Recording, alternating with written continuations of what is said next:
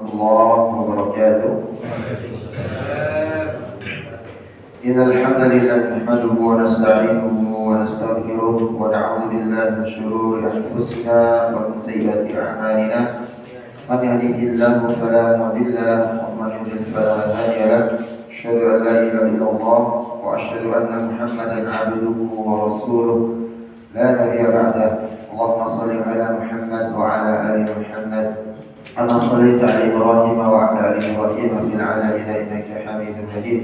الحمد لله ألف بيننا وألف بين قلوبنا فأصبحنا وأمسينا بنعمة الإيمان وبنعمة الإخوان. ثانيا صلاة وتسليما على نبينا محمد صلى الله عليه وسلم الذي هو أسوتنا وقدوتنا إلى يوم الآخر. Alhamdulillah, bapak-bapak dan ibu dari rahmat Allah Subhanahu wa taala, jamaah salat maghrib dan isya, salat jihad. Semoga Allah Subhanahu wa taala melimpahkan berkah taufik dan hidayahnya kepada kita, memberikan kesempatan dan ruang waktunya sejenak untuk bermunajahah, bermusafahah dan bermajlis di dalam majlis kita di setiap malam Ahad ini dalam kajian fikih dan tafsirul Quran. Alhamdulillah, Allah Subhanahu wa taala memberikan kesehatan, keluangan waktu kepada kita, dan tentunya ini menjadi sebuah nikmat yang mungkin sebagian orang saat sekarang ini tidak bisa merasakan atau merasakan nikmat yang diberikan Allah Subhanahu wa taala. Entah itu saudara kita dalam keadaan sakit atau dalam keadaan sibuk dengan pekerjaan, begitu juga dengan aktivitas yang lainnya. Maka bersyukurlah kita kepada Allah. Semoga dengan kesempatan dan ruang waktu ini kita manfaatkan dengan sebaik mungkin. Dan tentunya ini menjadi sebuah hal yang sangat luar biasa sehingga kita bisa memaksimalkan daripada ibadah kita kepada Allah Subhanahu wa taala. Rahimat jemaah dari Allah Subhanahu wa taala, yang mungkin dari saudara-saudara kita satu gang jamaah Ansar Al-Jihad yang sudah mendahului kita, mungkin ada bapak yang sempat memberikan pertolongan atau sempat membawa ke rumah sakit. Begitu juga dengan halnya supaya kita bisa merefleksi daripada kehidupan ini begitu cepat berlalu. Ya, kemarin kita masih dalam kondisi COVID dan sekarang sudah kondisi normal. Ya, akan tetapi Allah Subhanahu wa taala memberikan ujian kembali bahwa memang hari-hari ini tentunya hari-hari yang cukup begitu memiliki suhu yang panas, sehingga banyak di antara kita tatkala imun tubuh itu turun, maka terjadi yang umrah itu batuk, begitu juga dengan demam, begitu juga dengan radang dan lainnya. Maka jemaah Allah Subhanahu wa taala merefleksi dari setiap kegiatan kita, dan tentunya sudah melihat bagaimana saudara kita yang kita antarkan sakaratul maut atau sudah meninggalkan kita terlebih dahulu. Semoga Allah Subhanahu wa taala melapangkan kuburnya, menjadikan kuburnya rawdatan min riyadhil jannah, begitu jamaah salat jihad ataupun begitu juga dengan jamaah RW dan RT kita. Begitu juga mempunyai pengalaman 3 kali dari tetangga depan rumah, samping masjid rumah, dan tetangga samping masjid, yang 3 kali ikut melarikan ke rumah sakit, dan ujung dari pelarian itu atau berusaha untuk bisa menolong, kata dari Allah Subhanahu wa taala dalam kehendak lain, ya, Allah Subhanahu wa taala lebih mencintai mereka, dan sehingga setiap mengantarkan dari 3 sahabat dari begitu juga dengan pengurus Masjid Al-Wani ini, ya sama-sama memang Allah Subhanahu wa taala lebih mencintainya. Jadi tanpa terasa masih terbayang wajahnya bagaimana berinteraksi senda gurau. Ternyata sekarang sudah ada di lahan, sudah dikubur, ya, sudah berapa hari, berbulan, 3 bulan, 4 bulan, setahun sudah berkelang tanah dan menjadi kembali kepada tanah. Maka jemaah Subhanahu wa taala, tidak ada yang bisa kita harapkan dari setiap amalan kita kecuali mengharapkan rahmat dan rahimnya Allah. Tidak ada orang yang mempunyai kelebihan amal atau orang yang mengaku dirinya salatnya paling banyak, saumnya paling banyak, ya sedekahnya paling banyak, Akan tetapi tatkala Allah Subhanahu wa taala belum ridha, Allah Subhanahu wa taala belum mencurahkan rahmat dan rahimnya, atau dia tidak mencari mengejar rahmat dan rahim Allah, maka mustahil baginya untuk mendapatkan surga Allah Subhanahu wa taala. Maka Rasulullah SAW pernah menyampaikan dalam sebuah kesempatan, qala Rasulullah sallallahu alaihi wasallam fi hadits khairul ashabi sahibu idza dzakarakallahu a'nak. Sebaik-baik teman di antara kalian adalah teman atau seorang teman ketika engkau mengingat Allah Subhanahu wa taala, dia akan membantumu untuk mengingat Allah. Jadi sebaik-baik teman adalah orang tatkala kita mengingat Allah atau dia mengingat Allah, teman kita itu membantu kita untuk mengingat Allah, mengingatkan kita untuk melakukan sesuatu, jangan sampai yang dilarang Allah Subhanahu wa taala, dia mengingatkan. Tatkala kita akan berbuat salah atau maksiat, dia mengingatkan. Maka itu adalah teman yang terbaik, kata Rasulullah sallallahu alaihi wasallam. Wa idza nasitu dzakarallah. Dan apabila engkau lengah dari peringatan Allah, tatkala kita lengah daripada beribadah kepada Allah Subhanahu wa taala, dia memberikan semangat. Dia memberikan contoh yang baik-baik sikapnya dari tutur katanya dan yang lainnya. Khiyaruhum alladziina idza ru'u dzikrallah ta'ala. Maka sebaik-baik orang di antara mereka adalah orang yang apabila dilihat Allah Subhanahu wa taala akan teringat kepada Allah Subhanahu wa taala. Jadi tatkala kita memandang teman kita, maka kita ingat Allah. Karena kebaikan yang dia lakukan, kebaikan yang dia interaksi semasa kita berinteraksi. Maka tatkala kita memandang wajah teman kita teringat Allah Subhanahu wa taala. Semangat untuk melakukan ibadah. Maka jemaah Allah Subhanahu wa taala melanjutkan kajian kita di pekan yang lalu, ya, tentang masih di waktu salat, di bab salat, tentang waktu-waktu salat yang telah ditentukan oleh baginda Rasulullah SAW melalui wahyu, yang mana di dalam kitab Fiqh Sunnah ini saya berta'alif atau pengarang kitab ini saya tadi menyampaikan bahwa setiap waktu salat ini mempunyai keutamaan, dan tentunya ada awal dan akhirnya, dan tentunya dari setiap awal atau setiap akhirnya, waktu belum waktu salat atau awal waktu salat atau menjelang masuknya waktu salat, itu ada waktu-waktu yang diharamkan oleh Allah Subhanahu wa taala untuk melakukan salat. Ya. Nah, sehingga jemaah Allah Subhanahu wa taala terakhir kita kemarin membahas tentang bagaimana salat orang yang terlupa atau hukum orang yang salat terlupa dalam melaksanakan salat. Dia tiba-tiba teringat, ya, misalkan saking sibuknya kerja, yaitu salat zuhur itu lupa, ingat-ingat sudah maghrib. Bagaimana hukumnya? Atau dia tertidur pulas di waktu malam hari, bangun-bangun itu sudah jam 9 atau jam 10 siang. Salat subuhnya terlewat. Seperti apa kondisi salatnya?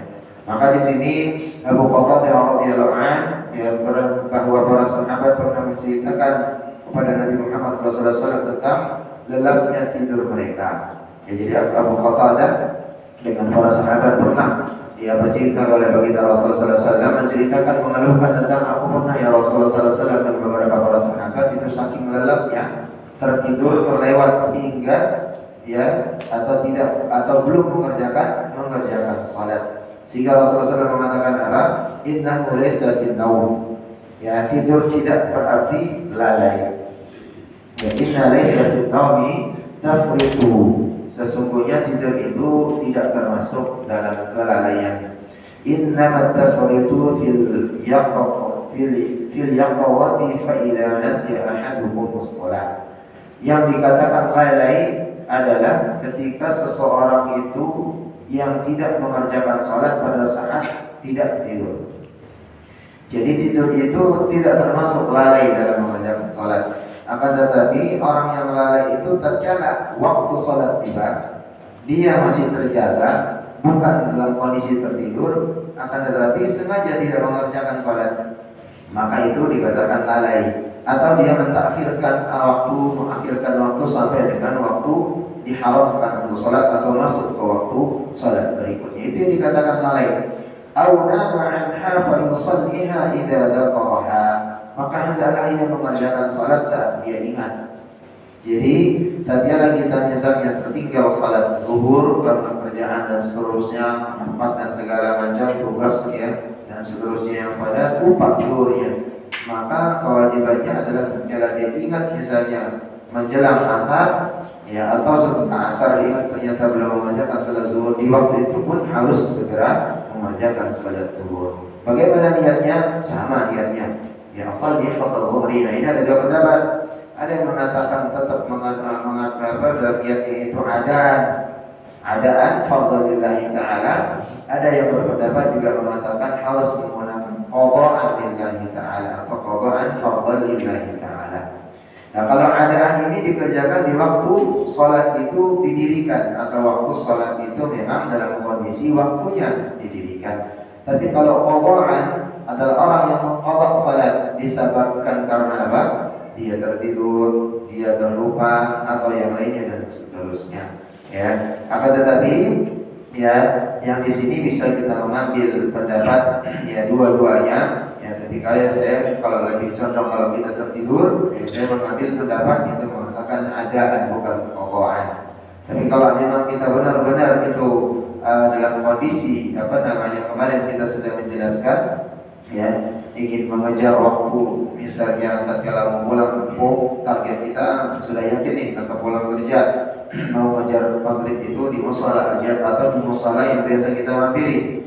Ya ternyata qadarullah ya pada hari itu saat itu jalanan tidak pada biasanya, macetnya luar biasa macet sampai kita tidak bisa keluar dari jalur itu sehingga terlewatlah waktu maghrib sampai dengan isya.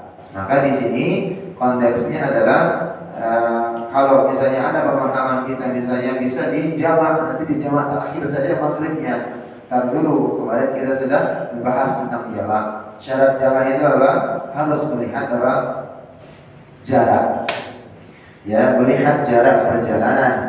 Ya, harus di atas 80 kilometer perjalanan. Dan itu berniat untuk musafir. Ya.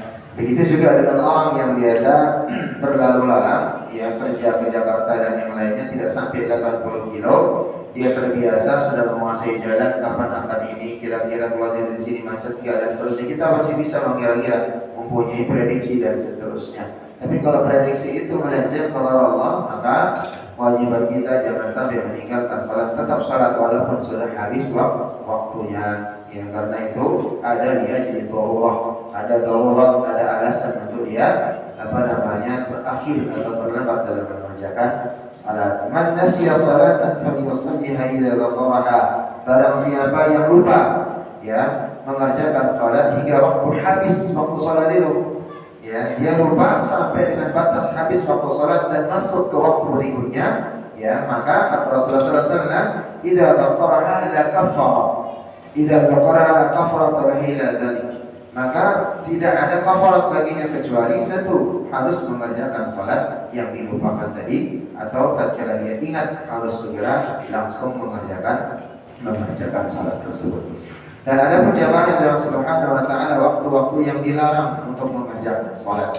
Ada waktu yang dilarang oleh Rasulullah SAW sesuai dengan dalil, sesuai dengan wahyu yang ditentukan Allah Subhanahu wa ta'ala oleh baginda Rasul kepada baginda Rasulullah SAW. Waktu kapan itu dilarangnya melakukan salat? Sesudah salat subuh. Sesudah salat subuh sampai dengan terbitnya matahari. Ketika terbitnya matahari ini, ya, sehingga terbitnya maksudnya sampai kepada naik, ya, setinggi lembing, ya, ketika matahari tepat berada di tengah langit hingga bergeser ke arah barat. Maka tatkala waktu syuruk, ya, waktu syuruk, ya, sekarang jam 6 lewat misalnya 6 menit atau 5 menit, maka lebihkan dia 8 sampai 10 menit. Karena di sana kata Rasulullah SAW, ya, ada saat-saat yang diharamkan karena ada sebagian daripada orang-orang kafir menyembah daripada terbitnya matahari dan tenggelamnya matahari. Jadi ini masih ada sampai saat sekarang ini. Jadi orang-orang yang mempunyai pemahaman bahwa Tuhannya adalah matahari seperti di saudara-saudara kita yang di negara Jepang. Maka Rasul mengatakan dari hadis Abu Sa'ad, wala salata ba'da salatil 'asri hatta taghrub asy-syamsu. Tidak ada salat setelah salat asar. Tidak ada salat setelah salat asar sampai matahari terbenam. Jadi menjelang dia akan terbenam setelah salat asar ini dimakruhkan. Ada juga yang mengatakan mengharamkan salat setelah salat asar. Nanti penjelasannya siapa saja yang memakruhkan, siapa yang mengharamkan dan siapa yang membolehkan ada di dalam pendapat Imam Mazhab dan para ulama yang lainnya. Lalu hatta taghrub asy-syams wa la salata ba'da salatil fajr hatta tatlu'a asy-syamsu. Dan begitu juga tidak ada salat setelah salat fajar sampai terbitnya matahari. Jadi kalau ada salat subuh itu salat fajar ya kelihatan di sana sudah subuh lebihkan 8-10 menit baru boleh kita melakukan salat 2 rakaat. Ya ini salat subuh, salat isra, lalu dilanjutkan nanti salat duha. Maka di sini jemaah Allah Subhanahu wa taala pentingnya kita mengetahui waktu salat. Mana waktu salat yang memang diperintahkan, mana waktu salat itu sudah berakhir dan awalnya, dan begitu juga mana waktu-waktu salat yang diharamkan. Dan nanti ada dalil bagaimana dengan saudara kita nanti meninggal yaitu pas salat adzan asar, Allahu Akbar, ada masyarakat kita atau warga kita yang meninggal. Kesepakatan dari keluarganya harus dimakamkan ada salat asar, ya. Dan itu pun misalnya menunggu lagi ada keluarga yang belum datang dari Jakarta, sampai mepet-mepet menjelang maghrib. Sedangkan di dalam hadis Rasulullah diharamkan salat menjelang waktu tenggelam matahari, ya.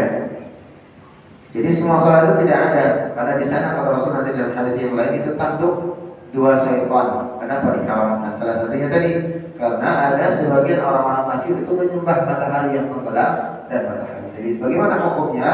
Nanti ini di sini ada di mazhab Syafi'i, Imam Hambali, Imam Malik dan Hanafi dikecualikan salat jenazah. Ya, dikecualikan salat jenazah. Ya, jadi salat jenazah tatkala diazin Taurah dan karena kesepakatan keluarga maka tidak mengapa. Ya, tidak mengapa disalatkan di sana lalu dimakamkan karena kewajiban setelah kita memandikan, mengkafaninya lalu menyolatkan dan terakhir mengantarkan jenazahnya dan menguburkannya ke pemakaman. Maka ini menjadi sebuah kewajiban seorang muslim. Maka di sanalah dihukumi salat jenazah ini menjadi hal yang hukumnya wajib atau sunnah muakkadah. Apa nama hukumnya salat jenazah? Apa? Fardu kifayah. Jadi ada fardu ain, ada fardu kifayah. Kalau aini itu bertanggung jawab ke masing-masing orang, tidak bisa diwakilkan oleh 1-2 orang. Sama dengan salat yang 5 waktu ini. Makanya kalau ada orang yang mengatakan, kembali lagi saya menerangkan sudah berkali-kali saya menyampaikan di majelis ini, salat yang 5 waktu itu bukan wajib hukumnya. Ya, dia fardu ain di atas wajib. Kalau wajib itu kutiba alaikumus syiyam, az-zakah, ya, puasa Ramadan, wajib hukumnya soal Ramadan, zakat juga wajib.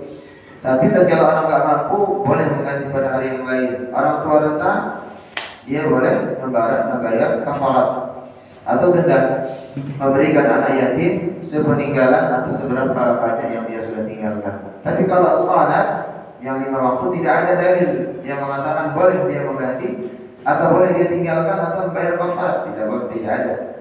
Selama orang itu mempunyai akal dan kesadaran. Kalau dia masih sadar, walaupun tua, ya, belum hilang ingatannya, dia tidak majnun gila, maka tetap hukumnya wajib aini, fardu ain dia mengerjakan salat. Sakit, apalagi misalnya tabrakan patah kakinya, masih dia melek, masih dia ingat, wajib hukumnya. Kecuali dia koma. Kalau koma hilang kesadarannya, hanya mendengarin matanya nangis saja begitu, ada perbedaan pendapat ulama. Tapi di mazhab Syafi'i dia tidak diwajibkan untuk melakukan salat. Ada yang lebih ekstrim, kalau dia mendengarin sampai nangis masih tetap hukumnya dia wajib mengerjakan salat. Sampai seperti itu. Ya. Jadi sehingga tidak ada pelebel di dalam salat ini. Makanya di bab awal ya ta'alif buku atau pengarang kitab ini mengatakan orang yang meninggalkan salat hukumnya kafir. Hukumnya kafir. Walaupun dia dilahirkan dalam keadaan Islam, dia tahu hukum salat itu aini wajib, dia meninggalkannya berdosa besar dan seterusnya.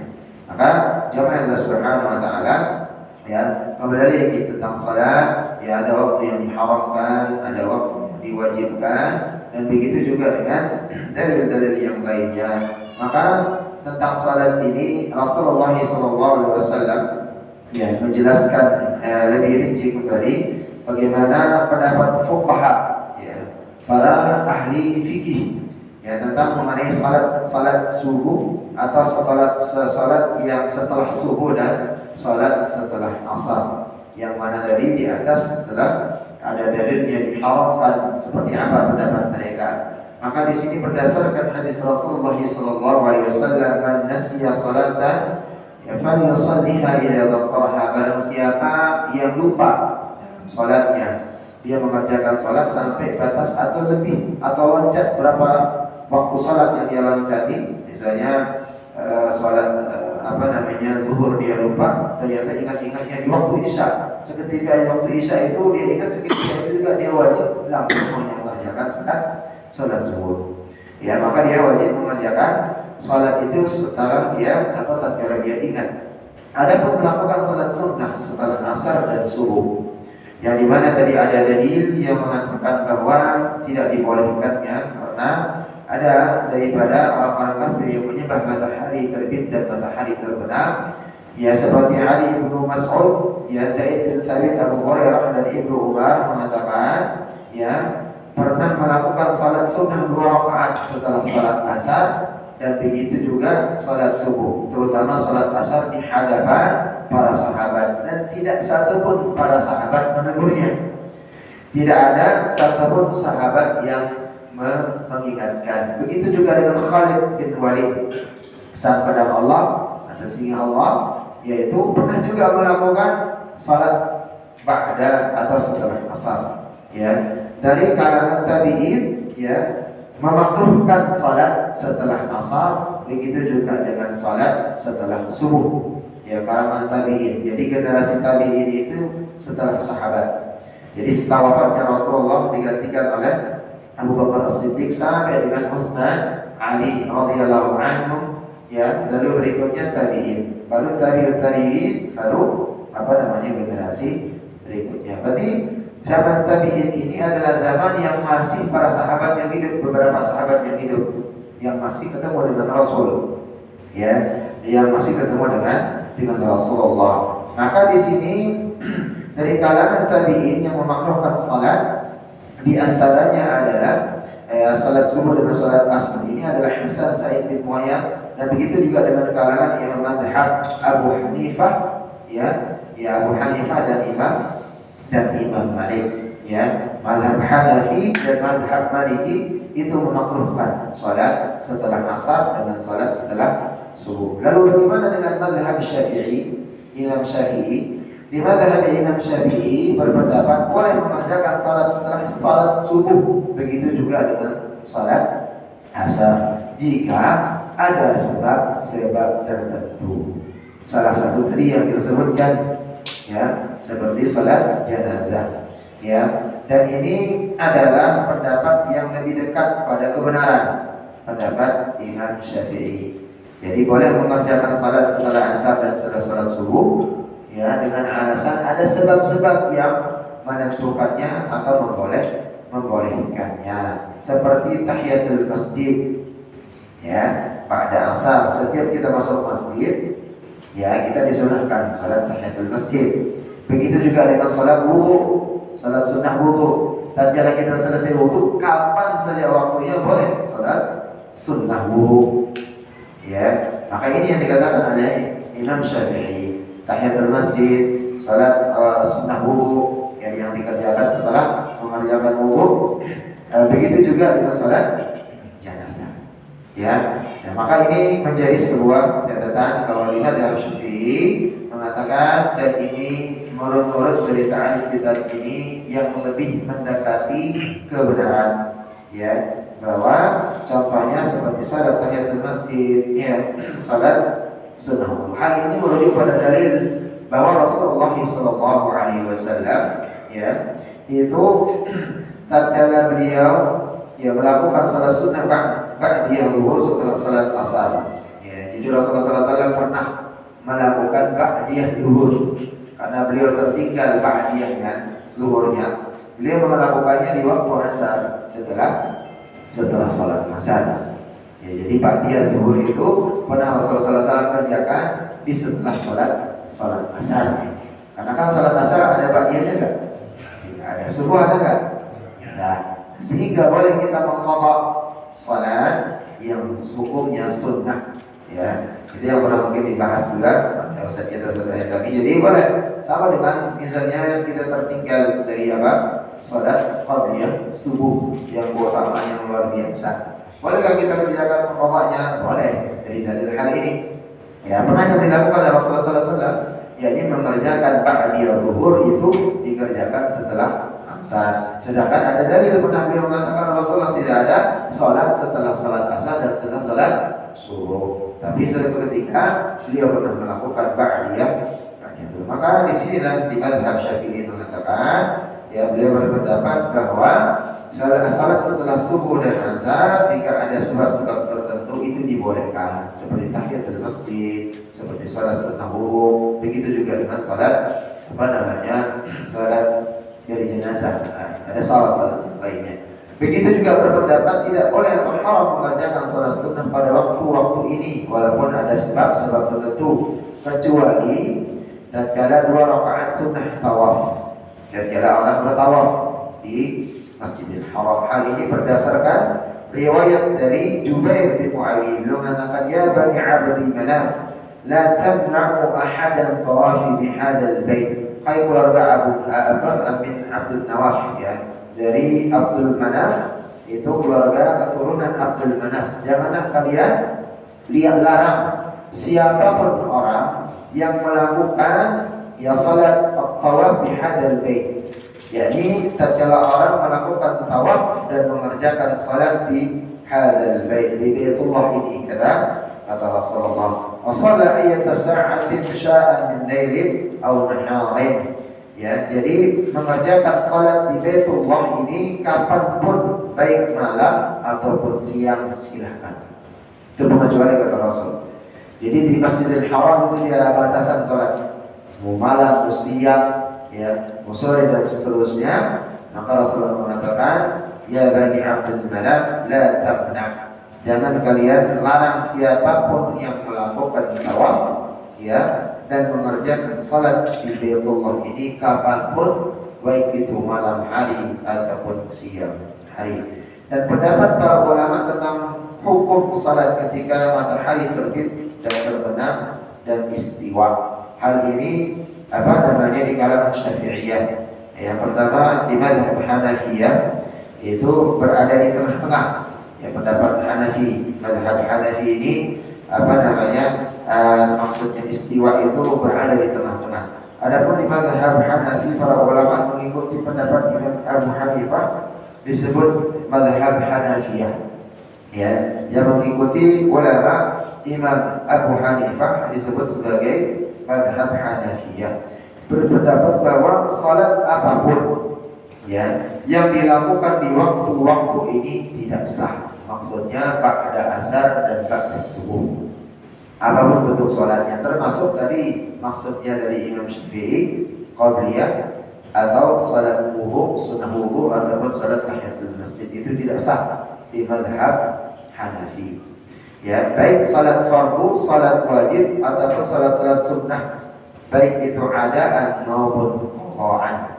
Ya, akan tetapi mereka mengecualikan salat asar hari itu dan salat jenazah. Ya, jadi ini di mazhab Hanafi. Adapun di mazhab Syafi'i, nah di mazhab Syafi'i sebutan untuk para ulama yang mengikuti mazhab ini, ya Syafi'iyah, ya ini Syafi'i berpendapat bahwa salat sunnah yang tidak ada sebabnya pada waktu-waktu ini pokoknya makruh, tidak sampai tidak dipesankan.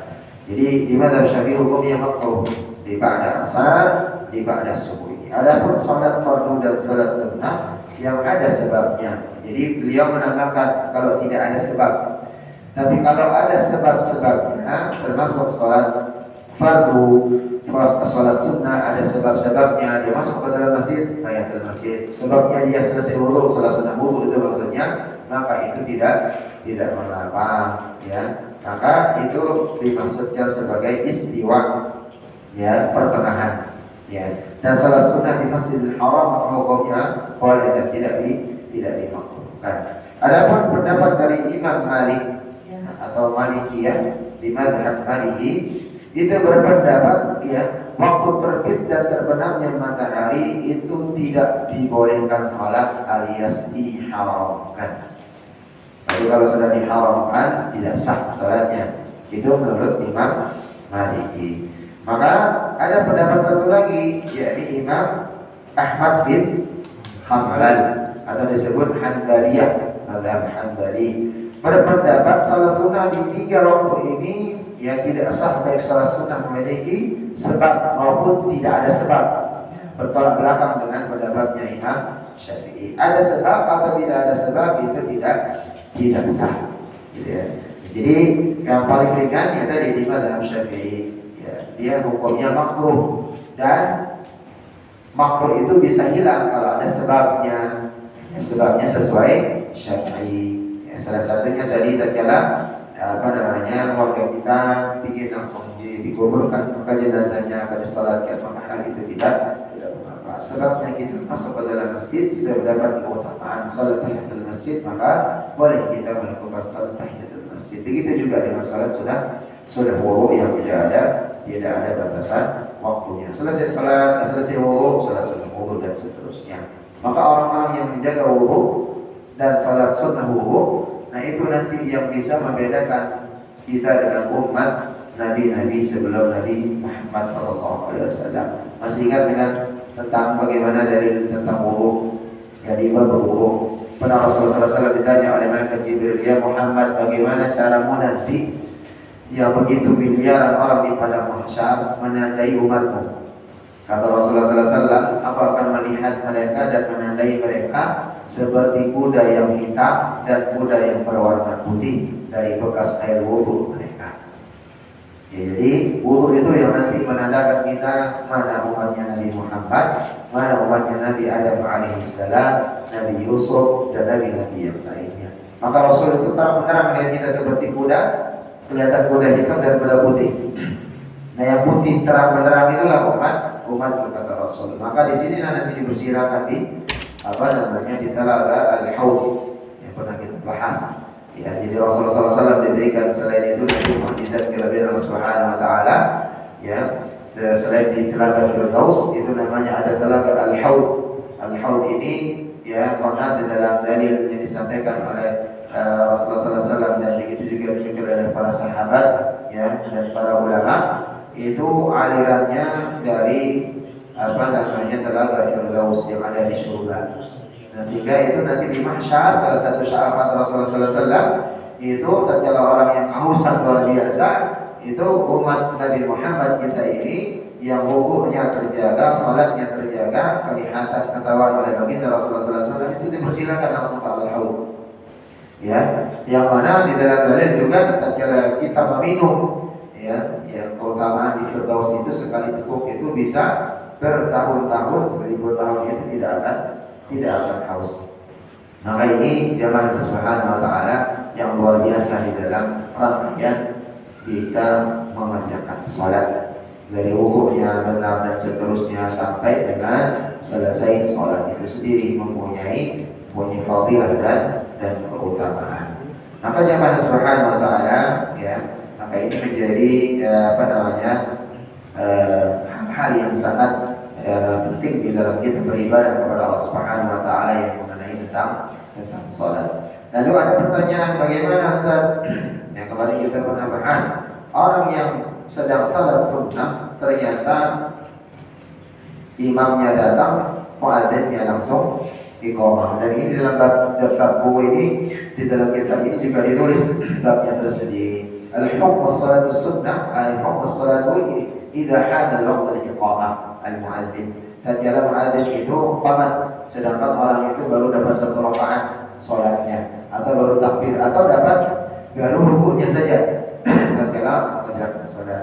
Jika sudah datangnya qamat atau muadzin mengumandangkan qamat, maka dimakruhkan mengerjakan salat sunnah. Hukumnya makruh, bukan sampai haram. Maka ini berdasarkan dari Abu Hurairah radhiyallahu anhu, riwayat bahwa Rasulullah SAW menyampaikan, "Idza uqimatis salatu," jika sudah muadzin itu berdiri mengumandangkan qamat, fala salata illa al-maktubah, tidak ada salat kecuali salat wajib. Maka dia harus segera membatalkan salatnya.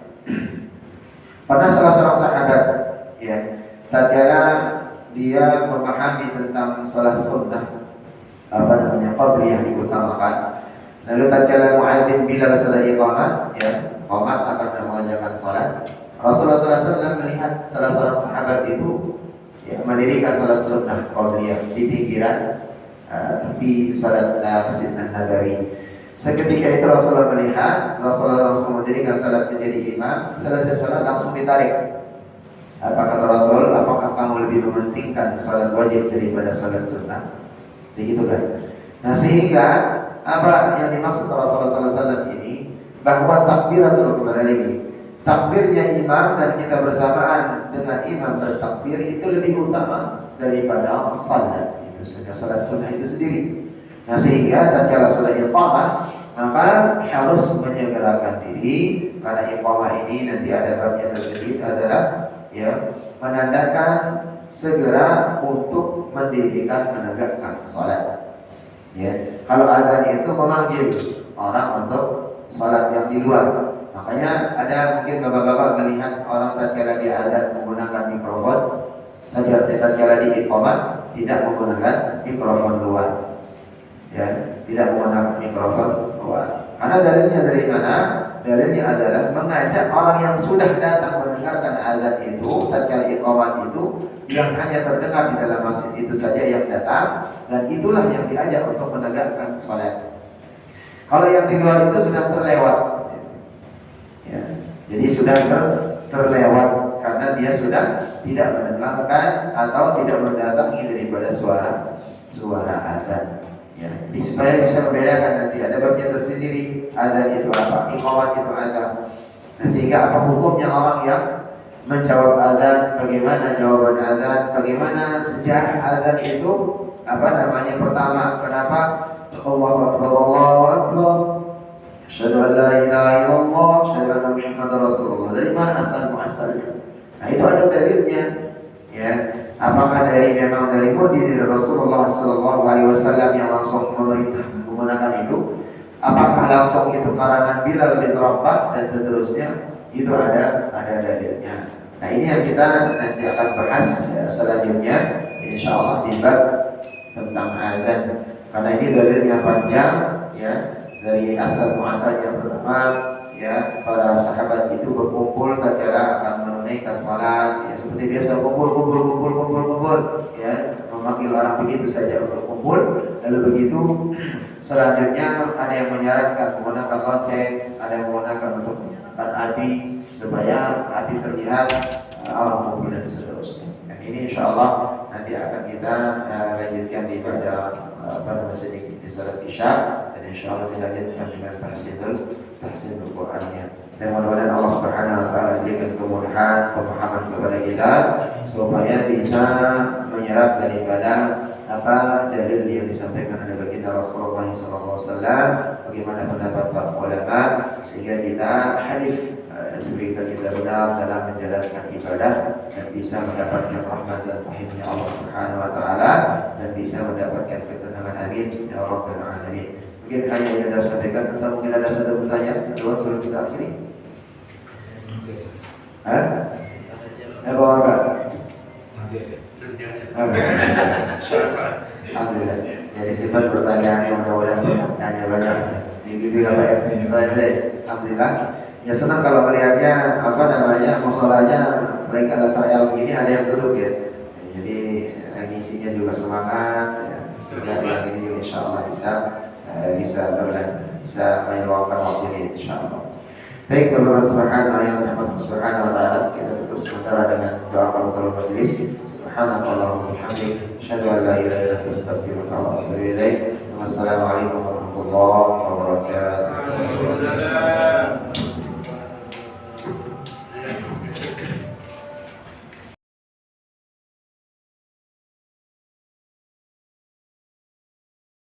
Assalamualaikum warahmatullahi wabarakatuh. Innal hamdalillah nahmaduhu wa nasta'inuhu wa nastaghfiruhu wa na'udzu billahi min shururi anfusina wa min sayyiati a'malina. Man yahdihillahu fala mudilla lahu wa man yudlil fala hadiya lahu. Amma ba'd. Bapak-bapak dan ibu-ibu yang dirahmati Allah Subhanahu wa taala, jamaah ma'a salat bisa salat jihad. Kita lanjutkan sedikit kajian fikih sunnah kita tentang bab al-adhan yang masuknya di bab adhan ini sendiri. Ya, sudah tadi kita menyelesaikan daripada waktu mahrumat di waktu yang diharamkan ya, tatkala melaksanakan salat dari mengimbangi dari pendapat dari mazhab baik itu Hanafiyah ya, baik itu Imam Malik, Hambali dengan Imam Syafi'i. Sehingga kita mendapatkan kesimpulan ya yang lebih mendekati yakni dimakruhkan ya, akan tetapi tentunya ada menjadi sebab ya yang menyebabkan seseorang itu atau alasan atau darurat daripada melaksanakan salat setelah salat asar ya, salat subuh. Sehingga hal ini menjadi patokan atau bisa kita jadikan sebagai hujjah atau pegangan insyaallah. Baik, untuk bab selanjutnya yakni adzan wal iqamah ya, tentang keutamaan adzan ini sendiri sangat luar biasa. Yang pertama, adzan ini sebagaimana tadi kita sudah sampaikan bahwa fungsinya adalah memanggil an-nida ya, untuk mengabarkan orang-orang bahwa waktu salat itu sudah masuk. Nah, sedangkan iqamat itu adalah mengabarkan atau mengajak orang-orang untuk segera mendirikan salat. Di sana perbedaannya.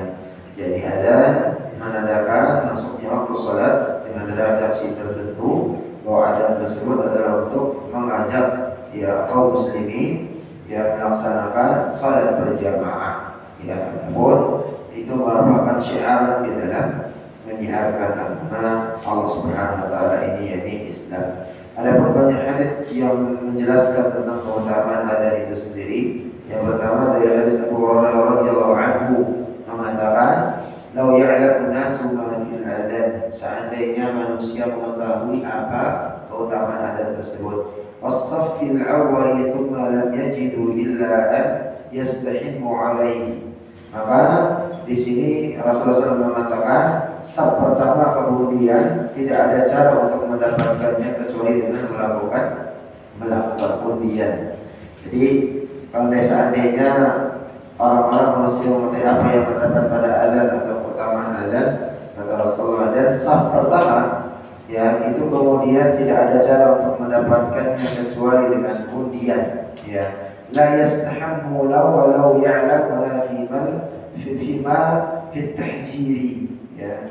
Di dalam hal ini niscaya mereka akan melakukan undian ya. Jadi undian untuk mendapatkan duluan ya di saf pertama atau keutamaan daripada Allah mendengarkan adzan dan segera mendatangi daripada panggilan Allah Subhanahu wa taala tersebut. Walau ya'lamuna ma fi tajri la yastaqbalu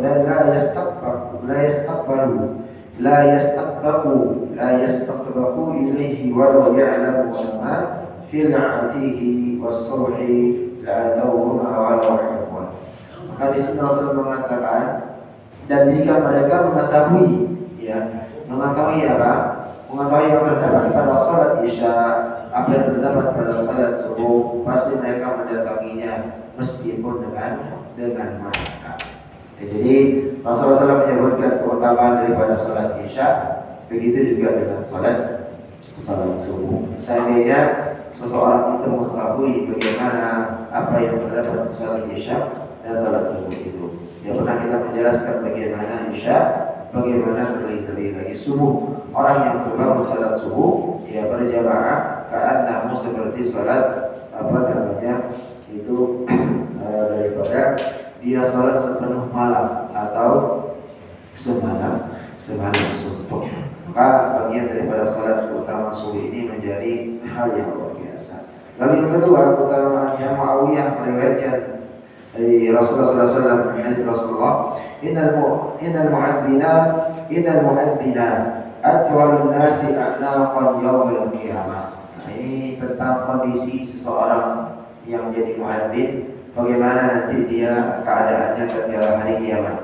Kata Rasulullah, sesungguhnya para muadzin, innal muadzinina, sesungguhnya para muadzin, atwalun nasi adalah orang-orang yang paling panjang, ya, a'naqan, lehernya fi yaumil qiyamah, pada hari kiamat. Jadi dipanjangkan nanti lehernya. Jadi orang yang muadzin atau yang adzan biasa itu lehernya lebih panjang daripada umat Nabi Muhammad yang lainnya. Itu keutamaannya. Lalu Barra bin Adzib meriwayatkan hadis Rasulullah SAW, innallaha wa malaikatahu yusalluna ala saffil muqaddim. Sesungguhnya Allah memberikan berkah kepada mereka yang berada di saf pertama. Ya, sesungguhnya Allah wal malaikatu, dan para malaikatnya, yusalluna ala saffil muqaddim, memberikan keberkahan kepada orang yang berada di saf paling pertama. Wal mu'adzinu yaghfaru lahu madda sawtihi wa yusaddiquhu man sami'ahu, dan para malaikat berdoa untuk mereka. Ya, jadi Allah merahmati, Allah memberikan keberkahan, malaikat pun berdoa. Dan bagaimana orang yang muadzin? Kata Rasulullah SAW, wal mu'adzinu, ya, wal mu'adzinu yaghfaru lahu madda sawtihi, seorang muadzin diampuni dosa-dosanya, ya, sepanjang suaranya melanjutkan azan, ucapannya dibenarkan oleh para pendengarnya. Ya, ketika kita nanti ada dalil yang panjang yang mengatakan kenapa Allahu Akbar, dijawabnya Allahu Akbar, kecuali hayya 'alas shalah, hayya 'alal falah. Kenapa tidak dijawab dengan sesuai kumandang atau ucapan dari muadzin? Itu ada dalilnya, ya, supaya kita tahu paling enggak minimal ada dasarnya. Nah, di sini Rasul mengatakan para muadzin itu, ya, akan diampunkan dosanya sepanjang suara yang dia ucapkan dibenarkan oleh para pendengarnya, baik dari kalangan tumbuhan, ya, dikatakan di sini wayasaddaqu man sami'ahu min ratab, baik itu dari kalangan tumbuhan yang mendengarkan adzannya, waya bisin, begitu juga yang mendengarkan adalah yang basah maupun yang waya bisin walahu mithlu ajr, walaupun yang mendengarkan itu tumbuhan yang kering yang ada di atas permukaan tanah, begitu juga dengan tumbuhan yang basah yang berada di dalam air atau di atas permukaan air. Walahu mithlu ajri man shalla ma'ahu. Maka di sini kata Rasulullah SAW, ya, dia mendapatkan pahala seperti pahala orang yang salat bersamanya.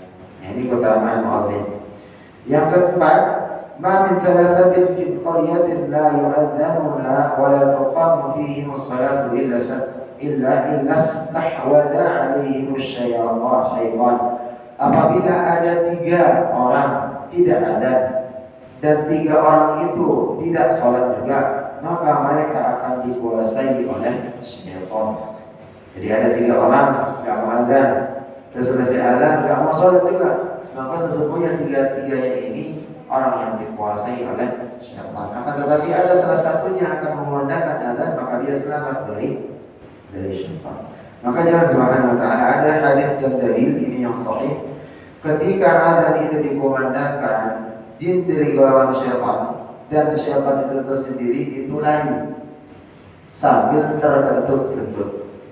Jadi dia lari menjauh. Ya, tatkala selesai azan Allahu Akbar, dia lari. Jeda azan dia mendekatkan lagi orang, nggak usah sholat, udah ikut aja, biarin aja sibuk dengan kerjaan. Allah lagi dikomandangkan, lari dia lagi sejauh-jauh sampai ya terakhir azan, yaitu sampai menjauh, sampai dia tidak menahan tentunya sampai kata Rasulullah SAW hadis yang sahih. Nah ini adalah keutamaan daripada orang-orang yang azan, dan tentunya dari hadis Abu Hurairah juga diterangkan bahwa imam tatkala salat itu penjamin, wal muadzinu ya adalah orang yang dapat dipercaya, yang Allah bimbinglah para imam dan ampunilah para muadzin. Yaitu hadis Rasulullah SAW mendoakan al-imamu qaminun, seorang imam tatkala dia menjadi imam salat itu sebagai penjamin. Ya, wal muadzinu mu'tamanu, Allahumma asyhid al-a'immata wa ighfir lil muadzin. Dan seorang muadzin itu adalah dapat dipercaya, ya, dapat dipercaya. Dan Rasulullah SAW mendoakan, ya Allah, bimbinglah para imam dan ampunilah para muadzin. Wallahu a'lam bishawab. Ada yang ditanyakan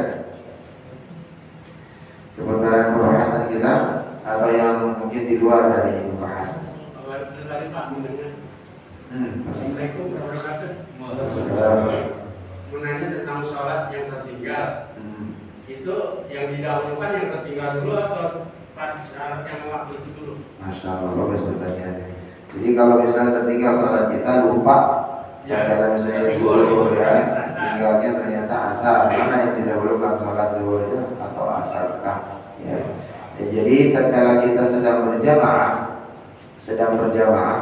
dan sudah waktu asar itu masuk, maka kembali kepada dalil awal, ya, as-salat fi awali waqtiha, salat di awal waktu itu lebih utama, apalagi lagi ada jamaah sedang imam, ya. Akan tetapi kalau memang sedang tidak berjamaah, ya sudah terlewat misalnya, atau mungkin belum waktu salat asar atau menjelang akan asar, ingat kita di sana misalnya Allahu Akbar, azan asar.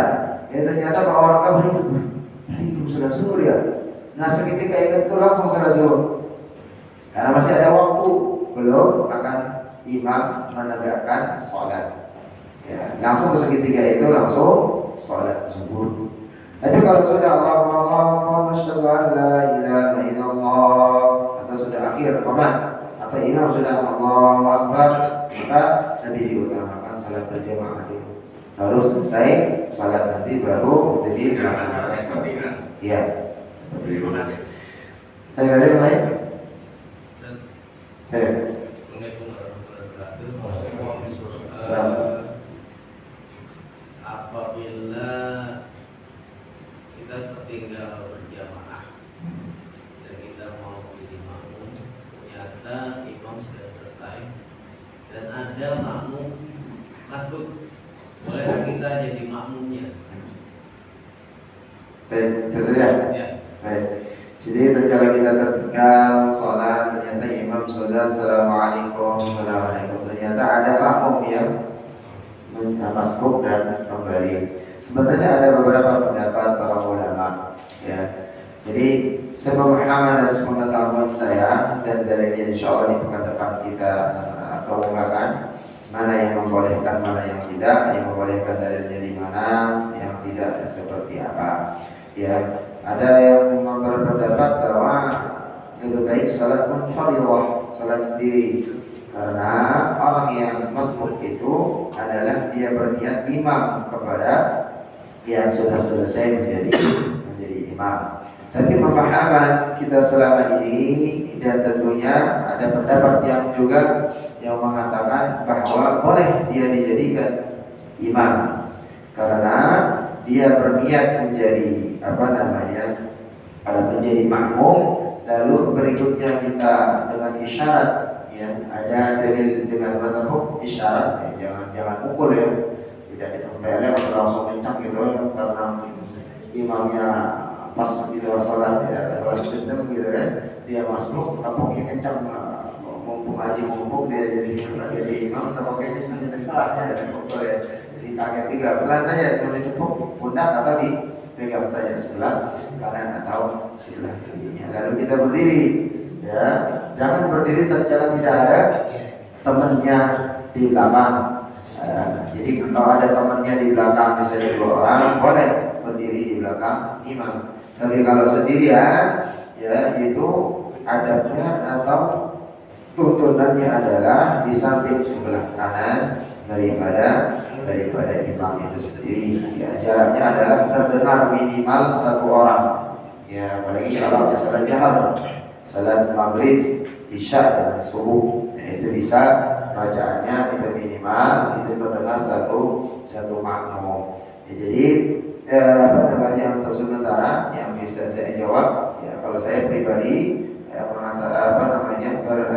mengambil pendapat itu boleh ya, karena kita mengambil keutamaan daripada mendapatkan makmum. Tapi catatannya kalau ada dari jamaah teman kita yang belum sholat, kita barangkali keluar nih ke masjid, kita wudhu, ya ternyata ada teman kita wudhu tadi ingat 2 orang atau 1 orang di tempat wudhu.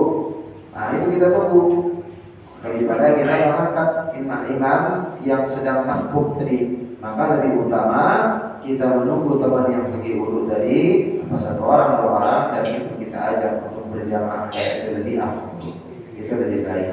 Tapi kalau tidak ada sama sekali, cukup tidak ada sama sekali, daripada kita tertinggal daripada pahala berjamaah, maka ada pendapat mengatakan dibolehkan dengan syarat-syarat tertentu.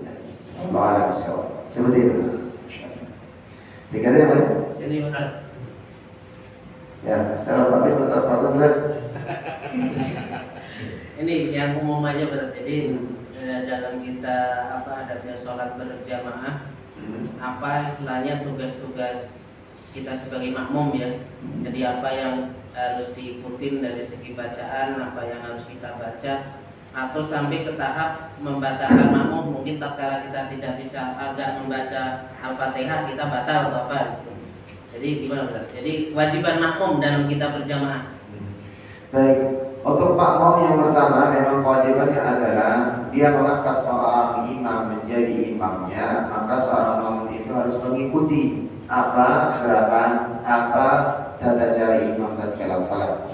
Tatkala imam itu rukuk, maka makmum ikut rukuk. Tatkala i'tidal ikut i'tidal. Maka tatkala ini sudah diinginkan ada dalil di dalam fikih, tatkala seorang makmum itu ketinggalan 3 kali gerakan imam, maka salatnya batal. Ya, salat dan jamaah, mohon maaf, berjamaahnya atau dia munfarid atau keluar dari jamaah, bukan salatnya batal ya. Ya, jadi jamaahnya batal. Tapi ada juga kalangan yang mengatakan salatnya batal karena sudah dia berniat makmum tapi tidak mengikuti imam 3 kali gerakan. Contohnya, ya, tatkala imam Allahu Akbar, tatkala imam rukuk, dia belum rukuk. 1. Tatkala imam i'tidal, dia baru i'tidal. Ya, dia berdiri i'tidal, ya. Tatkala imam i'tidal, dia rukuk. 2, 3. Tatkala imam sujud, dia baru i'tidal, ya. Terus imam duduk di antara 2 sujud, dia baru sujud. Maka ketiga sebagai gerakan itu maka jamaahnya batal dan ada sebagian ulama mengatakan salatnya juga batal. Karena dia yang mengangkat imam, dia menyelisih imam.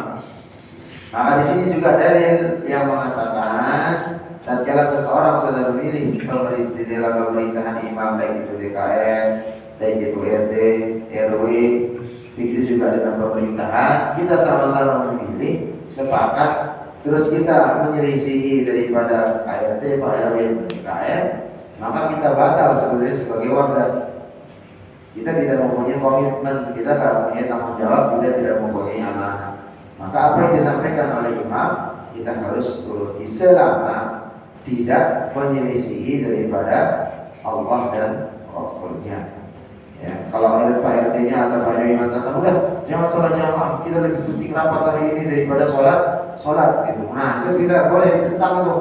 Pak RT, Pak RW, kita jamaah dulu aja. Ini masih bisa nanti, gitu kan masih kondisi kan, masih aman. Diperdebatkan. Lalu berikutnya adalah yang penting konteksnya di dalam bacaan yang kedua. Bacaan imam itu adalah bacaan makmum. Ya, seyogyanya karena kita membahasnya, makmum pun tidak membaca surat Al-Fatihah. Ya, dia hanya cukup dengan mendengarkan imam saja membaca. Ya, di dalam hatinya mengikuti atau dia tidak mengikuti, salatnya tetap sah. Maka pentingnya tadi mengangkat seorang imam, maka syurutul imam pertama hafalan yang banyak dan paling bagus bacaannya. Lalu yang kedua pemahaman tentang fikih dan hadis, hafalan hadis yang banyak. Lalu yang terakhir yang dituakan. Nah, terkadang kan terbalik di tengah masyarakat, yang dituakan dulu, entah itu mohon maaf di perumahan karena dia paling dulu tinggal di perumahan itu, semasa itu kita belum datang, ya kan, ini tanah masih dulu tanah, pokoknya di kebun belantara, saya dulu rumah tinggal di sini, itu dituakan itu jadi imam. Udah bacaannya udah jelas, udah potong-potong, udah umurnya udah lumayan sepuh gitu kan. Kalau belum dia datang nggak berani komat misalnya begitu. Nah itu pemahaman yang keliru. Yang harusnya memang bacaan yang paling bagus, hafalnya yang banyak. Jadi bacaan imam itu dalam hadis tadi adalah tanggungan daripada makmum. Nah tatkala imamnya bacaan salah, baik itu dari segi merubah maknanya sampai merusak maknanya, tafsirnya dan seterusnya, maka itu menjadi tanggungan imam dosanya. Gitu ya. Nah sampai membatalkan salatnya kalau masih bisa ditolerir dalam konteks kemarin kesalahan khafi dan jadi dari bacaannya. Kalau kesalahan jadi khafi, misal banyak pendeknya, ikhfa dibaca izhar, izhar menjadi ikhfa, tidak sampai berubah, itu tidak mengapa. Ya, mad wajib menjadi matobi dan seterusnya, itu tidak mengapa. Ya, nah, kalau kita membaca as-sama'i wa ma banana, sama mau dipanjangkan mau dipendekkan, hukum bacanya wajib muttasil. Sama'i sama dengan sama artinya sama. Dengan ma pendek artinya sama, air. Sama langit, mau panjang sepanjang apapun tetap langit artinya. Mau pendek sama artinya air. Jadi tidak berubah makna, tidak merusak daripada artinya. Itu tidak apa, itu khafi, kesalahan khafi, tidak sampai membatalkan. Tapi kalau sudah jadi siratal ladzina an'amta 'alaihim, tapi dibaca siratal ladzina an'amtu 'alaihim, itu sudah salah. Jadi karena merubah harokat, merubah hurufnya dan seterusnya, itu pentingnya. Lalu berikutnya yang ketiga, ya, konteksnya adalah bagaimana kewajiban seorang makmum itu tatkala dia menjadi seorang makmum terhadap imamnya dan tatkala dia salat, maka tentunya di sini harus tumaninah karena bagian dari kesempurnaan salat itu sendiri. Ya, seorang makmum yang tidak tumaninah di dalam salatnya bisa membatalkan salat. Ya, karena setiap gerakan dari salat itu, baik itu dari yang kita sudah sampaikan terakhirnya itu adalah tumaninah. Begitu juga dengan imam, mohon maaf yang salatnya seperti matok ayam, makmumnya bingung. Ya, gerakannya belum selesai, langsung imamnya langsung dan seterusnya. Itu bisa juga membatalkan salat karena tatkala dia tidak tumak. Akan ada yang seperti itu. Ya, karena ingin kita kesempurnaan salat misalnya, walaupun tidak diwajibkan. Ya, tatkala kita membaca, imam membaca surah pendek. Ya, kita membaca Al-Fatihah untuk mengisi misalnya takutnya nggak khusyuk nih, takutnya mikir yang lain-lain. Boleh membaca surat Al-Fatihah tatkala imam membaca salat pendek, boleh. Atau tatkala imam membaca surat Al-Fatihah, kita mendengarkan lalu imam membaca surah ayat Quran atau surah yang lain, potongan daripada surah, kita mengikuti, itu juga boleh untuk menambah khusyukan. Takutnya kalau diam saja begini, ngebayang yang lain, ngebayang di tempat sujud berusaha khusyuk mulai sujud, tapi di sujud kebayang lagi gitu kan. Apakah tadi pas lewat masjid lihat janda gitu kan, jandanya ada baru meninggal baru kemarin, atau melihat yang lain dan seterusnya, ingat nama otak, ingat ini dan seterusnya. Jadi menghilangkan khusyukan itu juga tidak baik. Ya, jadi kita mengkondisikan bahwa ya bagaimana kita mendengarkan dengan khusyuk atau mengikuti dengan khusyuk apa yang dibacakan oleh imam. Maka menjadi imam juga kita memang harus memperhatikan jamaah, ya paling enggak pada surah-surah yang biasa dibaca, yang biasa dihafal, yang sudah dihafal, supaya tatkala membaca pun imam paling enggak di dalam hati, makmum itu di dalam hati bisa sedikit mengikuti. Kalau memang dia tidak hafal, paling tidak itu ada tadabbur yang dia rasakan, itu nikmat yang dia rasakan, itu bacaan yang baik didengar atau yang bagus, bisa dinikmati bacaannya seperti itu. Allah ada bisa seperti itu. Ibadah apa tadi Nabi? Pertanyaan Ustaz, kalau di saat imam mulai baca Al-Fatihah dan makmum masih dalam posisi baca Iftitah, itu baik sih berhenti saja melanjutkan atau boleh melanjutkan? Baik, jadi yang perlu kita ingat, iftitah itu adalah hal yang tidak diwajibkan, ya. Tapi surat Al-Fatihah itu yang wajib, syarat sihhat salat. Ya, jadi dalam satu syarat sahnya salat itu adalah surat Al-Fatihah yang tidak boleh diingat, tidak boleh ditinggalkan. Ya, bagaimana tatkala kita munfarid salat sendiri, dan begitu juga tatkala menjadi makmum. Maka di bahasan kita kemarin di dalam bab salat ini, ya imam tatkala membaca itu minimal saf paling belakang itu mendengar, minimal bacaan Al-Fatihahnya terdengar.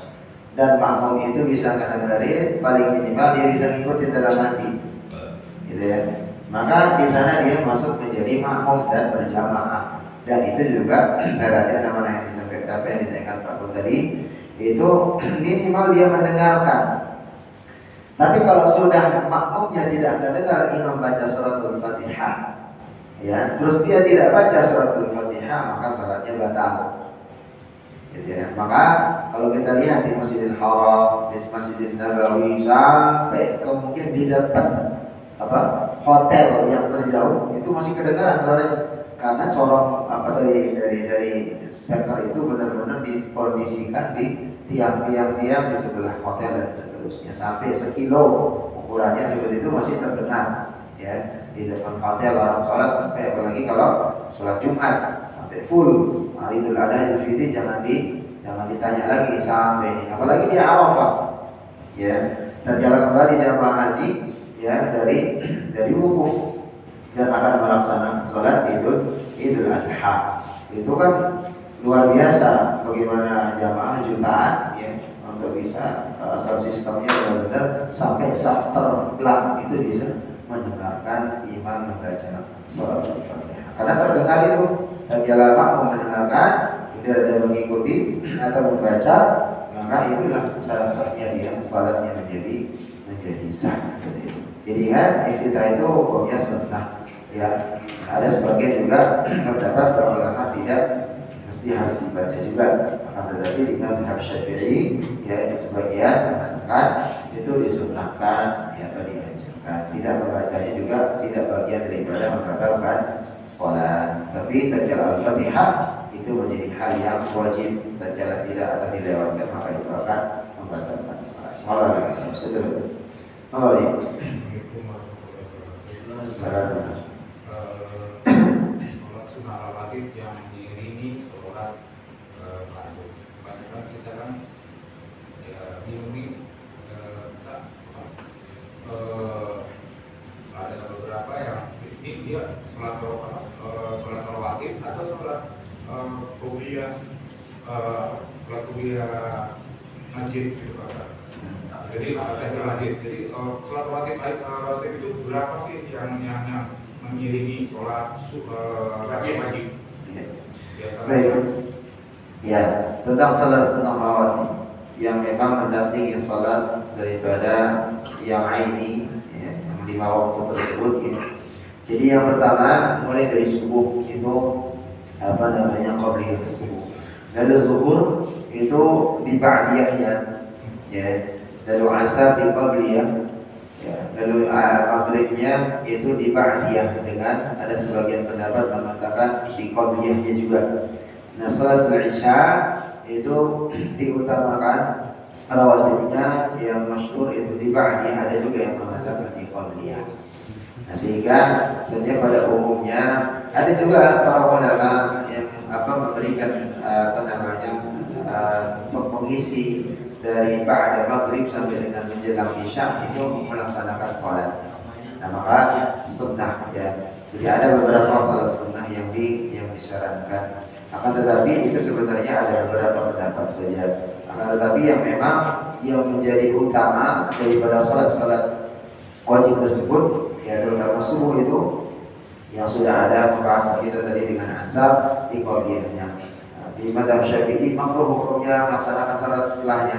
Tetapi ada beberapa sahabat dan Rasulullah pernah berdiri melakukan salat di asar. Di asar sendiri. Akan tetapi memang itu tidak masyhur. Maka di sini dengan di maghrib yaitu salat ba'diyahnya. Karena ada dalil yang pernah kita sampaikan kemarin, ba'diyah maghrib dengan qabliyah subuh. Ya, itu bacaannya sama-sama di rakaat pertamanya itu surat apa? Al-Kafirun. Itu yang dicontohkan oleh Rasulullah. Kenapa Al-Kafirun? Supaya menegaskan ya tentang dalil ketauhidan bahwa penghesaan Allah Subhanahu wa taala, qul ya ayyuhal kafirun. Hai orang-orang la a'budu ma ta'budun. Ya, la a'budu ma ta'budun. Kami tidak menyembah Tuhan yang kamu sembah. Wala jadi yang utama berapa rakaat di antara 5 kali sholat subuh ya, sholat wajib itu Pak? Iya, kalau dikontekskan dengan rakaat kita tinggal hitung. Ya, hitungnya di subuh qabliyah. Lalu berikutnya zuhur itu di ba'diyahnya. Akan tetapi ada yang berpendapat di qabliyah juga. Ya, jadi di qabliyah. Jadi konteksnya sebenarnya hal ini rawatib.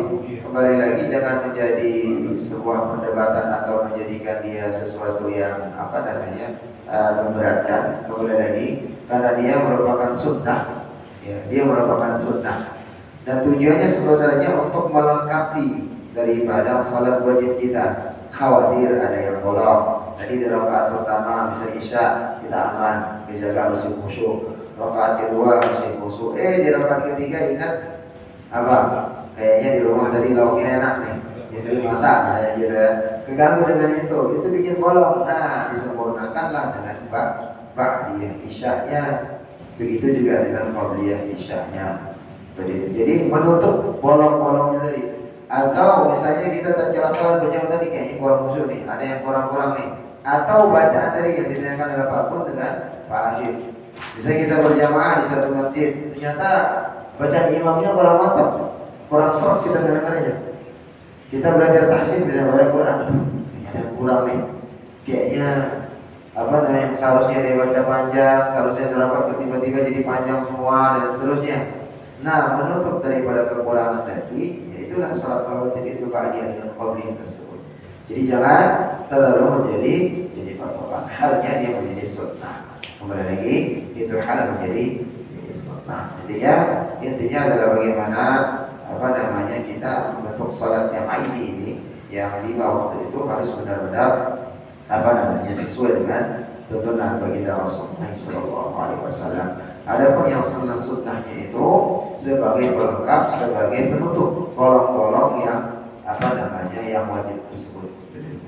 Nah, nanti kalau tinggal menghitung saja ya dari rawatib itu sendiri ya. Ada yang memang yang dianjurkan karena memang tadi subuh qabliyah, ya zuhurnya ba'diyahnya, asar qabliyah, maghribnya itu ba'diyah.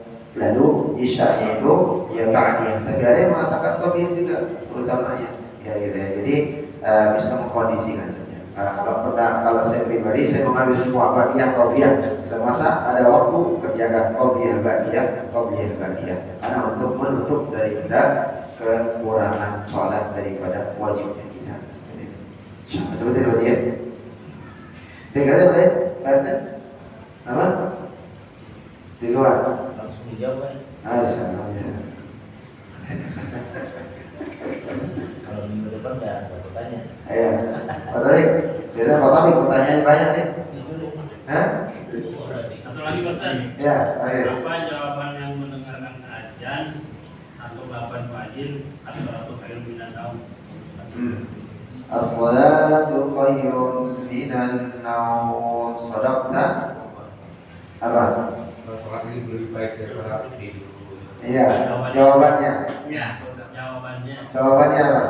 Jawabannya Sadaqta apa? Pak Sain. Ya, as-salatu khairun minan naum. Ada yang tahu? Jawabannya apa? Sama. As-salatu khairun minan naum. As-salatu khairun minan naum. Jadi ada sadaqta wa barakta. Benar dan ini. Nah, insyaallah nanti dalilnya ya. Sejadinya berpendapat tidak perlu juga dijawab, jawabannya sama. As-salatu khairun minan naum. Nah, nanti kita lihat di fiqh sunnah ini ya, belum babnya, sabar. Nah, nanti ada dalilnya di mana sebenarnya dia dan mana yang lebih sahih, yang lebih mendekati, baik itu dari kalangan atau dari kalangan Syafi'iyah dan mazhab yang lainnya. Dan apa hukumnya orang mendengarkan azan dan harus dijawab? Apakah dia sunnah atau wajib? Ganjarannya apa? Ya, ganjarannya apa? Salah satunya bocorannya adalah orang yang menjawab daripada azan sampai dengan terakhir itu adalah ganjari surga oleh Allah Subhanahu wa taala. Ya. Bagaimana dari Rasulullah SAW yang menjawab azan setiap azan itu akan dimasukkan surga oleh Allah Subhanahu wa taala. Ini riwayat Imam Muslim dan Abu Dawud. Begitu juga dengan hukumnya Imam An-Nawawi. Imam An-Nawawi di mazhab Syafi'i, Imam Syafi'i saudara-saudara kami menjelaskan sebagian tentang bagaimana orang yang mendengarkan azan disunnahkan mengikuti bacaan muadzin kecuali pada hayya as-shalah dan hayya al-falah. Ya, insyaallah di pekan depan kita rincikan dalilnya insyaallah supaya nanti bisa lebih mantap ini ya, dapatkan dalil dan penjelasannya insyaallah. Baik, cukup. Kita lanjutkan di tilawahnya sedikit. Kemarin terakhir di surat apa? Ad-Duha. Ada PA-nya? Langsung talaki bagaimana? Baik, ini berkaitan juga tentang imam kalau surat Ad-Duha. Baru sudah jelaskan. Ada sebagian orang dan mungkin sebagian besar memanjangin surat Ad-Duha di akhir ayatnya. Padahal semua akhir ayat itu kan ada, terutama ayat 1 sampai dengan ayat yang ke-8. Duha. Jadi kita baca Bismillahirrahmanirrahim. Wadduha wal laili idza saja ma wadda'aka rabbuka wa ma qala. Nah, itu sudah lebih panjang dari 2 harokat. Seharusnya memang semua dua harokat, ayat 1 sampai dengan 8. Begitu juga dengan ayat yang kelima, pada sini kita jelaskan. Wala sawfa yu'tika rabbuka fatarda. Walaupun ada tanda pat di sana, ya, akan tetapi dia pat jaiz munfasil, kembali menjadi 2 harokat kalau waqaf. Kalau wajib muttasil waqaf menjadi 6 harokat, lebih panjang dari yang seharusnya. Aslinya dia 4 dan 5 harokat, tapi tatkala dia waqaf wajib muttasil malah berubah menjadi 6 harokat. Seperti itu yang kita tanyakan. Wa anzala minas samaa. Ya, Pak. Gitu ya. Tapi tatkala dia fathatain di akhir ayatnya, dia menjadi mad iwad. Wa anzala minas samaa'i ma'a. Aslinya ma'a menjadi ma'a. Ya, kembali. Baik, kita tampilkan karena ini tinggal nanti membaca berdua atau 3 orang ini. Kita sama-sama dari ta'awud. 1, 2, 3. A'udzu billahi minasy syaithanir rajim. Bismillahirrahmanirrahim. Wadduha wal laili idza saja. Ma wadda'aka rabbuka wa ma qala. Walal akhiratu khairul laka minal ula. Wa la sawfa يعطيك ربك فترضى ألم يجدك يتيما فآوى ووجدك ضالا فهدى ووجدك عائلا فأغنى فأما اليتيم فلا تقهر وأما السائل فلا تنهر وأما بنعمة ربك فحدث. Ayat yang ke-10 ada mirip dengan ayat Isra Al-Kautsar. Wa ammas sa'ila fala tanhar. Di Al-Kautsar fashalli li rabbika wanhar. Ha kecil. Ya, inna a'tainakal kautsar fashalli li rabbika wanhar. Nah, kalau ad-duha wa ammas sa'ila fala tanhar pakai hak besar.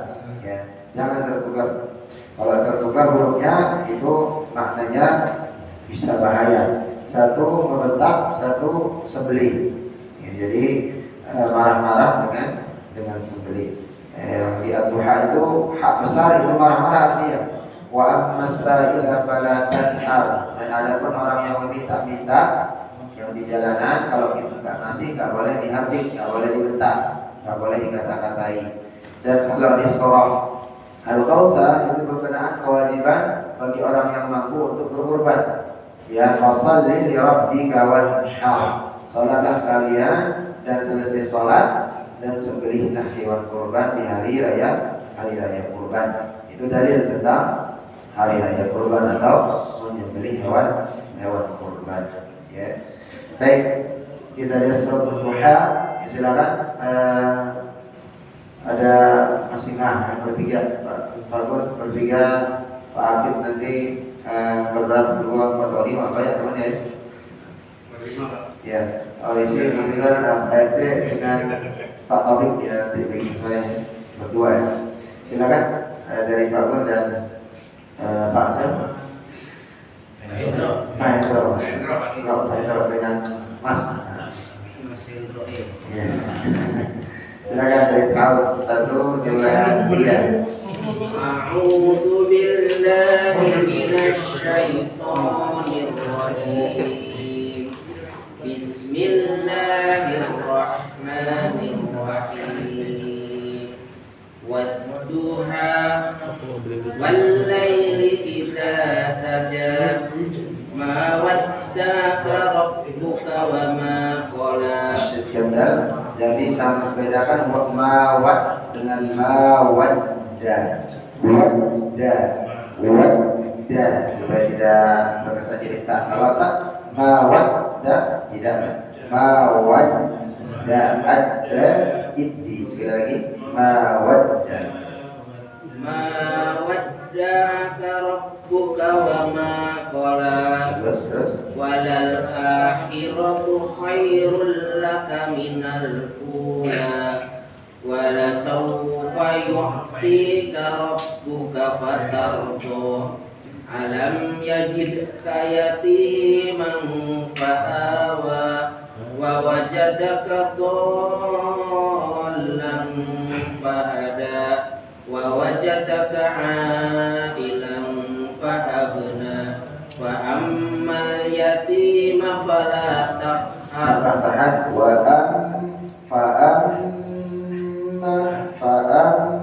jadi tahan ya Rasul.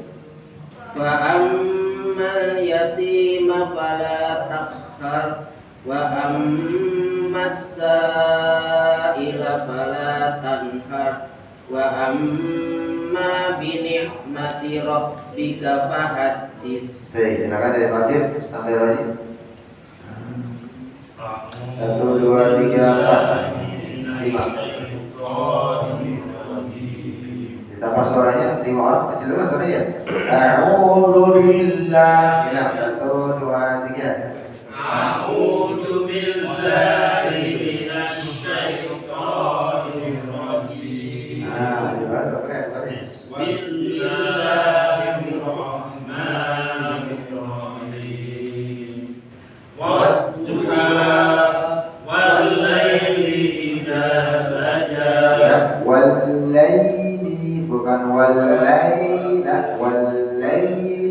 idza salat.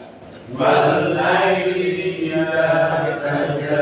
Terus Ma wadda'aka rabbuka wa ma qala. Walal akhiratu khairul laka minal ula. Wa sawfa yu'tika rabbuka fatarda. bukan walasau bukan walasau enggak walasaufa yu'tika rabbuka fatarda. Sekali Wa sawfa yu'tika rabbuka fatarda. Alam yajidka yatiman wa awa. Wa wajadaka dhallan fahada. pokoknya bermaharat bermaharat sama mana min sama sekali wajadaka Wa wajadaka dhallan fahada. Wa wajadaka a'ilan fa'agna. Fa amma yatima fala taqhar. lebih ditahan ditahan dulu ulang. Fa'ammal yatima fala taqhar. Wa ammas sa'ila fala tanhar. Wa amma bi ni'mati rabbika fahaddits. Baik, silakan Pak Wajib. Anak bagian kedua. A'udzu billahi minasy syaithanir rajim. Bismillahirrahmanirrahim. Diadakan lam dengan mim. Bismillahirrahmanirrahim. Coba. Bismillahirrahmanirrahim. Iya, terus. Wadduha Wadduha ha kecil ya.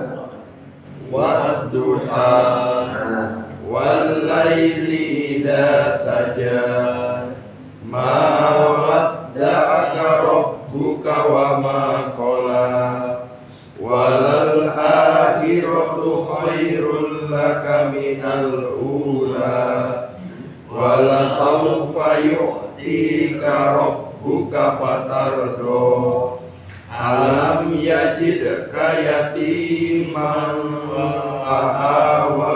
Sekali lagi Alam yajidka yatiman fa'awa wa wajadaka dhallan fahada wa wajadaka a'ilan fa'agna fa'ammal yatima fala taqhar wa ammas sa'ila fala tanhar wa amma bi ni'mati rabbika fahaddits. baik, silakan Pak Taufik dengan bahasa dari ta'awun.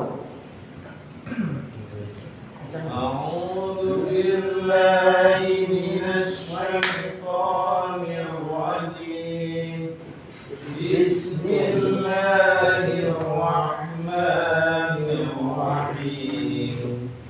Wadduha wallaili idza saja ma wadda'aka rabbuka wa ma qala walal akhiratu khairul laka minal ula wala sawfa yu'tika rabbuka fatarda alam yajidka yatiman fa'awa wa wajadaka dhallan fahada wa wajadaka 'ailan fa'agna فأما اليتيم فلا تقهر وأما السائل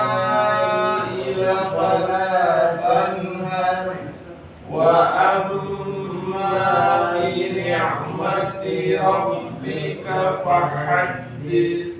Baik, Allah Subhanahu wa Ta'ala. Ini sama juga kondisinya tatkala membaca surat Asy-Syams. Surat Asy-Syams, ya, ayat pertama sampai dengan ayat ke-15 itu semua akhir ayatnya dua harokat, ya. Jadi semua dua harokat, tidak dibaca lebih dari dua harokat. Nah, kalau ada yang membaca misalnya karena misalnya tandanya mau rukuk, biasanya lebih panjang bacanya, ya. Fakadzabu fa'aqaruha fadamdama 'alaihim rabbuhum bidhanbihim fasawwaha wa la yakhafu uqbaha. Allahu Akbar. Itu tandanya mau rukuk biasanya dipanjangin. Nah, itu salah, ya. Itu salah pemahaman dan salah dari segi tajwid, ya. Jadi surat Asy-Syams sama Bismillahirrahmanirrahim wasyamsi waduhaha, ya. Farqus sin ha dengan ha. Yang pertama pakai sya, yang kedua pakai sin, lalu berikutnya ada ha, ada ha. Wasyamsi waduhaha wal qamari idza talaha wan nahari idza jallaha wal laili idza yaghshaha. Jangan kepala. Wal laili idza yaghshaha. Benar? Wal-laili idza yaghsha. Jalan. Yaghsha. Wal-laili idza yaghshaha. Was-samaa'i wa ma banaha. Wal-ardi wa ma tahaha. Tahaha. Ha kecil baru ha besar, ya. Wal-ardi wa ma tahaha wa-nafsin wa ma sawwaha fa'alhamaha fujuraha wa taqwaha. Jadi dua harakat. Fa'alhamaha fujuraha wa taqwaha. Ya, jadi bisa memakai dua harokatnya, ya. Jadi juga sama di dalam suratul Lail. Wal laili bismillahirrahmanirrahim. Wal laili idza yaghsha. Ada kan? Wal laili idza yaghsha. Dua harokat. وَالنَّهَارِ إِذَا تَجَلَّى وَمَا خَلَقَ الذَّكَرَ وَالْأُنثَى. Walaupun di sana ada tanda mat, jangan dibaca mat, nah, karena wajib atau jaiz. Jaiz muttasil. وَمَا خَلَقَ الذَّكَرَ وَالْأُنثَى Inna sa'yakum lasyatta. Dua harokat. Fa'amma man a'ta wattaqa. Sama dua harokat sampai dengan ayat terakhir. Nah, itu semua dua harokat, ya. Jadi ini ayat surah-surah yang biasa dibaca. Nah, kalau sudah ketemu di suratul Balad yang kemarin sempat juga pernah kita bacakan sedikit. Nah, qalqalahnya harus dibedakan mana yang sughra, mana yang kubra. Ya, sughra itu di tengah kalimat.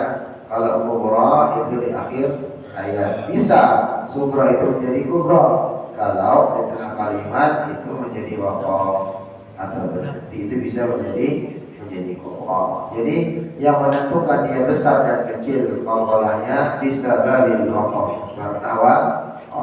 Walaupun ayatnya belum selesai, ya kita berhenti di tengahnya, tapi ketemu dengan huruf-huruf qalqalah ba'ju di toko itu ba'jid dal ta dengan qaf, maka dia menjadi kubra. Ya, uqsimu bihadza al-balad, itu sama dalam konteksnya dia dalam membacanya, insyaallah. Baik, ada pertanyaan untuk tasnif buku bacaan?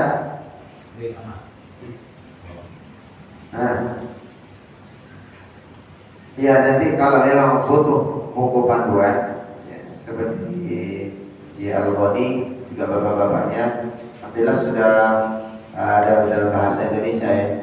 Itu ada at-tajwid biswar, ya, jadi at-tajwid biswar itu ditulis oleh Dr. Aiman Rushdi. Beliau ahlul qurra, ya, alhamdulillah masih hidup sampai saat sekarang ini, yang sanadnya sangat masuk terdekat dengan Rasulullah SAW. Kalau tidak salah masih 28, ya, jadi masih 28-29. Ya, jadi ada 28-29 orang ke atas itu nyambung kepada Rasulullah. Nah, sekarang sudah ada bahasa Indonesianya. Dan itu sebenarnya buku yang dinanti-nanti yang terbitnya, dan sekarang sudah bahasa Indonesia ada. Nah, itu bisa sebagai rujukan untuk bisa kita belajar. Karena di sana cocok untuk kita yang umurnya di atas 45 tahun ke atas sampai dengan umur 100 tahun. Hanya melihat apa? Gambar. Lihat gambar, pembacaannya ini nanti di sini letaknya dan seterusnya. Maka namanya di sana at-tajwid biswar. Tajwid menggunakan gambar. Nanti letaknya di mana? Di sini dan seterusnya. Bisa membayangkan hanya dengan membayangkannya saja atau merasakannya. Insyaallah itu nanti bisa dipegang. Kalau tidak salah harganya murah kalau dijadikan sebagai bahan pustaka di kajian. Yang kemarin beli kalau konsep 32 atau 31 ribu saja.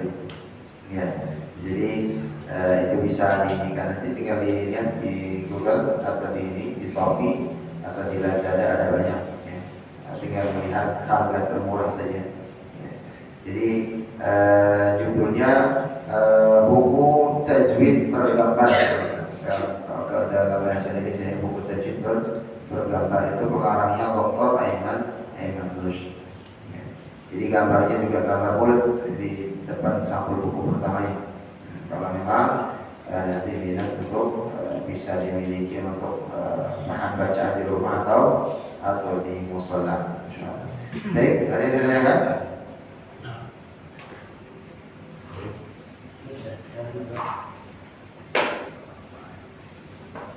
Aman? Alhamdulillah. Baik. Ya, kalau tidak ada yang ditanyakan, insyaallah kita cukupkan. Sudah mau jam 8:30. Ya, insyaallah. Dan silakan sambil disapa makanannya supaya habis dengan sampai tersisa baik.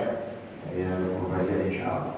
Baik, kita cukupkan dengan sama-sama baca alhamdulillah lillahi rabbil alamin, subhanakallahumma bihamdik, asyhadu an la ilaha illa anta astaghfiruka wa atubu ilaik. Allahumma shalli ala Muhammad wa ala ali Muhammad kama shallaita ala Ibrahim wa ala ali Ibrahim fil alamin innaka Hamidum Majid. Allahumma ighfir lana dhunubana, Allahumma ighfir lana dhunubana, Allahumma ighfir lana dhunubana wa dhunuba walidina warhamhum rabbana simara warhamhum kama rabbawna صغارا.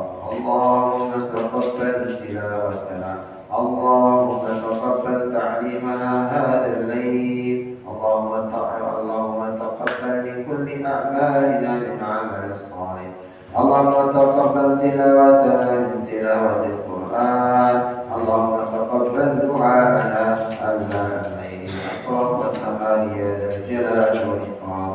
اللهم رب الناس أذهب البأسنا وأنت الشافي، لا شفاء إلا شفاء لا يغادر سقما. يا حي يا قيوم برحمتك نستغيث، يا حي يا قيوم برحمتك نستغيث يا مقلب القلوب ثبت قلوبنا على دينك ثبت قلوبنا على طاعتك ثبت قلوبنا على طاعتك يا ذا الجلال والإكرام ربنا ظلمنا أنفسنا وإن لم تغفر لنا وترحمنا لنكونن من الخاسرين ربنا آتنا في الدنيا حسنة وفي الآخرة حسنة وقنا عذاب النار والحمد لله رب العالمين. Wassalamualaikum warahmatullahi wabarakatuh.